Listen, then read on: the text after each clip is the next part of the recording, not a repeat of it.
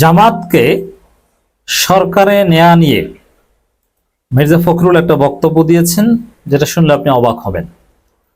স্পষ্টতই মির্জা ফখরুল ইসলাম আলমগীর ভারতের ফাঁদে পা দিয়েছে। নয়াদিগন্ত মির্জা ফখরুল একটা সাক্ষাৎকার প্রকাশ করেছে, সেখানে জামাত ইসলামীর সাথে সম্পর্ক বা আগামী সম্ভাব্য জাতীয় সরকারে জামাতকে সাথে নেবে কিনা নানান বিষয়ে প্রশ্ন করা হচ্ছে, উত্তর দিয়েছে। সে উত্তরগুলো থেকে স্পষ্ট মির্জা ফখরুল ইসলাম আলমগীর ভারতের কথার বাইরে যেতে পারছেন না। তার কথায় ভারতের বয়ানের প্রতিধ্বনি আমরা স্পষ্টতই লক্ষ্য করছি। তার বক্তব্যের এক অংশের সাথে আর এক অংশ কন্ট্রাডিক্টরি।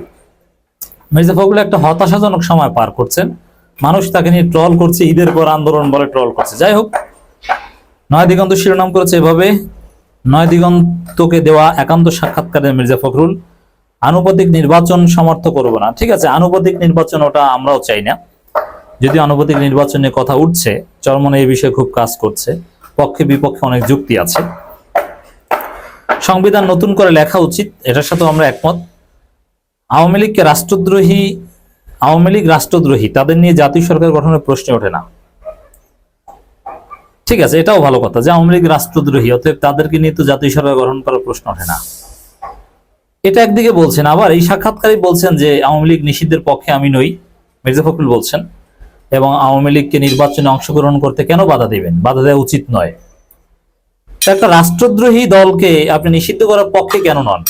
আবার আপনি আওয়ামী লীগকে ফেসিবাদও বলেন, গণহত্যাকারীও বলেন, ভোটাধিকার হরণকারীও বলেন। যাকে আপনি ভোটাধিকার হরণকারী বলবেন, যাকে আপনি ফেসিবাদ বলবেন, তাকে আপনি নিষিদ্ধ করতে চাইবেন না, নির্বাচনে অংশগ্রহণ করার সুযোগ দিবেন, এইটা কেমন নৈতিকতা ভাই?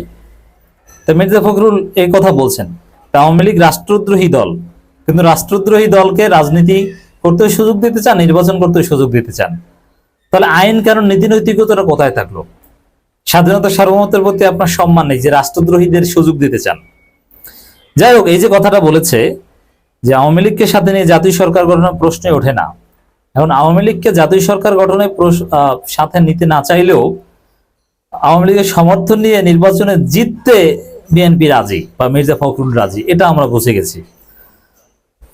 তিনি বলছেন নির্বাচন যত বিলম্ব হবে ততই সমস্যা বাড়বে। এই কথা আপনি কোথায় পেলেন?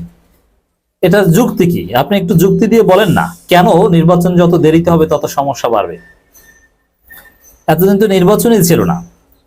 আপনার থিওরি অনুযায়ী আন্দোলন হলে, আপনি তো বলেছেন যে কোটা সংস্কার আন্দোলনে বিএনপি জড়িত নয়, আপনার থিওরি অনুযায়ী আন্দোলন হলে তো নির্বাচনের স্বপ্ন দেখতে পারতেন না 5 বছরের মধ্যে। তা এখন যত দেরিতে নির্বাচন হলে ক্ষতিটা কি একটু বলেন। এই যে বিএনপি বলে যত বিলম্ব হবে তত সমস্যা হবে, নির্বাচন দ্রুত হলেই সমস্যা সমাধান হয়ে যাবে, এর নিশ্চয়তাটা কি? আর দেরিতে হলে সমস্যা বাড়বে, তার পক্ষে যুক্তি কি? এগুলো মানে ক্ষমতা লোভ, এগুলোর কোনো যুক্তি নেই। নির্বাচন যত দেরিতে হবে তত সমস্যা বাড়বে, এটা বিএনপির লোভের কথা, এর কোনো যৌক্তিকতাই নেই, আমি কোনো যৌক্তিকতা দেখি না। নির্বাচন দেরিতে হলে, নির্বাচন তো 7 জানুয়ারি হয়েছে, এখন 5 বছর পর হলে আপনার সমস্যা কি? 7 জানুয়ারি হয়েছে না, আপনাকে ঠেকাতে পেরেছেন? হয়েছে তো। নয় দিগন্তকে দেয়া একান্ত সাক্ষাৎকার এমন অভিমত ব্যক্ত করেন বিএনপি মহাসচিব মির্জা ফখরুল ইসলাম আলমগীর। তিনি বলেন, বিরাজমান নির্বাচন পদ্ধতির পরিবর্তে আনুপাতিক প্রতিনিধিত্ব নির্বাচন চর্চা বাংলাদেশে কখনো হয়নি, এটা এই দেশে কাজে দেবে না, এটা নিয়ে পরীক্ষা নিরীক্ষা প্রয়োজন আছে, এটা আমরা একমত।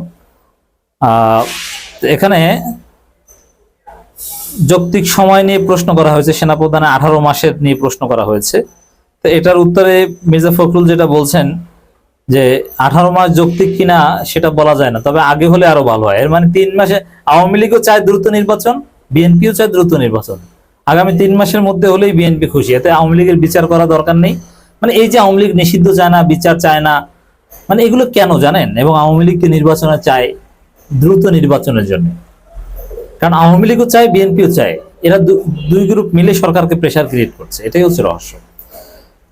তিনি বলছেন 18 মাস না, আগে হলে আরো ভালো হয়, তবে আমরা 3 বছর আগে নির্বাচন হতে দিব না। 3 বছর আপনি ওয়েট করেন, 3 বছর। 7 জানুয়ারি হয়েছে না, 5 বছর অপেক্ষা করা লাগলো, আপনাকে 2 বছর কমিয়ে দিলাম, দেখেন 3 বছর আগে হয় কিনা। রাষ্ট্র সংস্কারের নানান বিষয় নিয়ে কথা বলেছেন, কিন্তু ঘুরে ফিরে কথা একটাই যে তাদের ক্ষমতা যেতে হবে, তারপরে বাকি সংস্কার, পার্লামেন্ট গঠন করতে হবে, এটারও যৌক্তিকতা। রাষ্ট্র সংস্কার পার্লামেন্টের মাধ্যমে করলে সেটা ঠিক আছে, আর ডক্টর ইউনূস সরকার বলে ঠিক নাই, এর পেছনে কোনো যুক্তি নাই। জাতীয় সরকার নিয়ে কথা বলেছে, সেখানে ইম্পর্টেন্ট প্রশ্ন আমি যেটা স্পেশালি আলোচনা করতে চাই, জাতীয় সরকারে কি জামাত ইসলামী থাকবে? নয় দিগন্তের পক্ষ থেকে প্রশ্ন করা হয়েছে। মির্জা ফখরুল বলেন তারা যদি সেভাবে আসে তাহলে আন্দোলনকারী দলগুলো চিন্তা করে দেখবে। এটা নিয়ে এখন চূড়ান্ত বলতে চাই না, এখন আমরা আলোচনা করে দেখব। আচ্ছা, আন্দোলনকারী দল কারা? মানে কথাটা কতটা আপত্তিকর, কতটা ধৃষ্টতাপূর্ণ আপনি চিন্তা করছেন? একেবারে ভারতে প্রণয় ভার্মার মুখস্থ করে দেওয়া কথা বলছে। কারণ এদেশের সবচাইতে বড় আন্দোলনকারী দল জামাত ইসলামী। আপনি জামাতকে রাখবেন কি রাখবেন না সেটা আপনি কার সাথে আলোচনা করে দেখবেন। ফাজলামি শুরু করেছেন। বড় আপনার বলা উচিত ছিল অন্য কারা থাকবে কি থাকবে না সেটা জামাত ইসলামীর সাথে আলোচনা করে ঠিক করা হবে। জামাত ইসলামীকে রাখবেন কি রাখবেন না সেটা আপনি কার সাথে আলোচনা করে ঠিক করবেন? এগুলো কেমন কথা? ভারতের দালালি ছাড়ুন। আপনি ভারতের ফাঁদে পা দিয়েছেন, এটা নিশ্চিত হয়ে গিয়েছে। জামাত কতটা ত্যাগ করেছে হাসিনার পতনে, হাসিনার পতনে তাদের কি অবদান এটা জাতি দেখেছে, প্রমাণিত হয়ে গিয়েছে।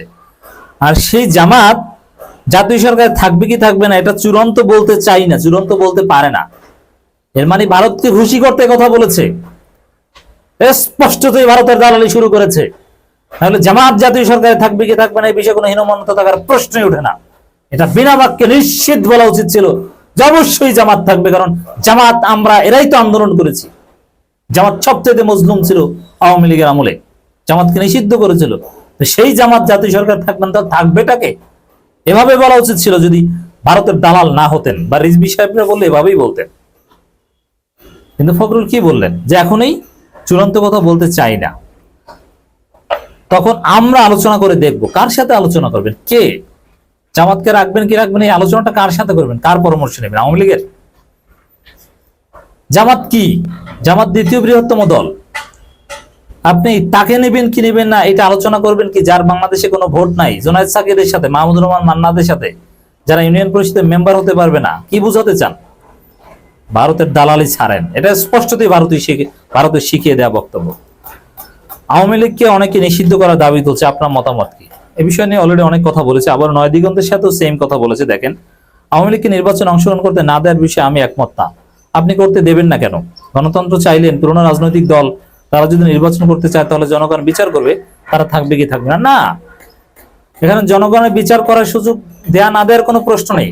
নির্বাচনে অংশগ্রহণ করতেই দেওয়া হবে না, কারণ তারা ভোটাধিকার হরণ করেছে, তারা গণহত্যা করেছে। অতএব এই ফুলবাগানের মধ্যে একটা হুতুম পেঁচা পরিবেশ নষ্ট করে, এই গণতন্ত্রের সৌন্দর্য নষ্ট হয় এই আওয়ামী লীগ থাকলে। তারা মারামারি করবে, তারা হত্যা করবে, তারা নির্বাচনে গোলাগুলি করবে, তারা ভোটারদের টাকা দিয়ে কেনার চেষ্টা করবে। অবশ্যই কাজ তো বিএনপিও করে, এই জন্যই তো আওয়ামী লীগকে চায়। 1975 সালে এত বড় পরিবর্তন পর নির্বাচন বর্জন করেনি। আমি মনে করি এটা একটা আওয়ামী লীগের কৌশল সঠিক। মানে আওয়ামী লীগের কৌশলের পক্ষে একেবারে উঠে পড়ে লেগেছে। আবার সেই উদাহরণ জামাতকে নিষিদ্ধ করা তো ঠিক হয়নি, নিষিদ্ধ করে কোন কাজ, জামাত নিষিদ্ধ আর আওয়ামী লীগ নিষিদ্ধ এই দুইটা এক করে দেখছেন। মানে ভালোভাবেই ভারতের ফাঁদে মির্জা ফখরুল করেছেন। সুনির্দিষ্টভাবে নদীকেন্দ্রের পক্ষ থেকে প্রশ্ন করা হয়েছে, তাহলে আমরা বলতে পারি আপনি আওয়ামী লীগ নিষিদ্ধের পক্ষে না? তিনি বলছেন আমি ব্যক্তিগতভাবে কোনো রাজনৈতিক দল নিষিদ্ধের পক্ষে না।